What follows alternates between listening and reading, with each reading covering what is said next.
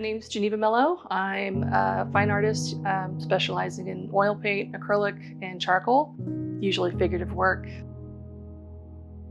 My current series, I'm working with these found photographs. I find them in antique store bins and like rummage through shoe boxes and whatnot and just find these random snapshots. And so it's interesting to take these individual images of people I don't know and then kind of create a storyline around them. Right now, I've decided to focus predominantly on images of women because I think there are a lot of stories out there that our mothers and grandmothers and aunts and cousins and whatnot haven't been able to tell in the past.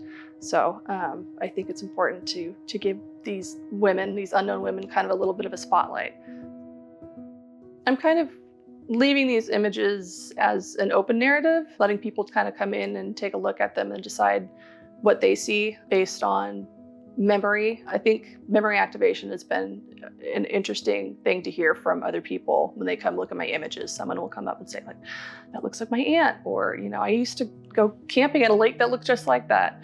And to have this memory activation come into play, there's an act of being almost a voyeur and looking at these other people's photographs and then remembering and maybe even misremembering your own past in that aspect. So they're very much an open narrative where people are allowed to kind of come in and see what they want to see or not.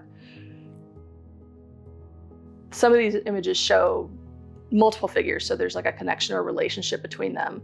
One in particular, there's an image of two women arm in arm that I worked on last October that really struck me. I was an identical twin when I was born. We lost my twin a few days after her birth. And so finding images of like two women that kind of look like sisters and how they're connected really appealed to me. My graduate study series was all images of myself from childhood and painting in my twin sister to kind of work through those emotions. And I find that that theme of duality and twinship also has appeared in a few places in this new series of work.